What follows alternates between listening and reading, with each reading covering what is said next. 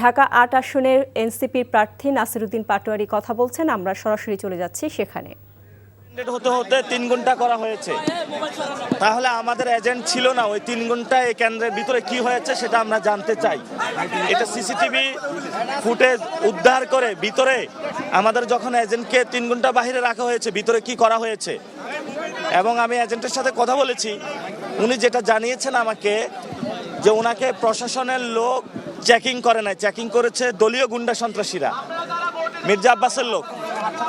তাহলে মির্জা আব্বাস মহিলা কলেজে এই যে এজেন্টকে এই ধরনের প্রতিবন্ধকতা সৃষ্টি করা হলো, এটা বাংলাদেশের আসলে গণতন্ত্র না।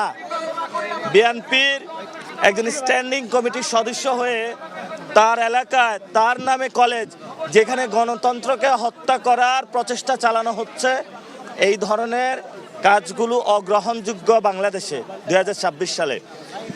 এবং আমরা শুনতে পাচ্ছি লাঙ্গল আর ধান মিলেমিশে একাকার হয়ে গিয়েছে। লাঙ্গল এখন ধানের পক্ষে কাজ করে, লাঙ্গলের পিছনে আছে আওয়ামী লীগ, আওয়ামী লীগের পিছনে আছে ভারত। বুঝছেন তো খেলা, ভারত লাঙ্গল তারপর আওয়ামী লীগ ধান মিলেমিশে একাকার হয়ে গিয়েছে। এটা আমরা সব জায়গায় গিয়ে এই খোঁজটা পাচ্ছি।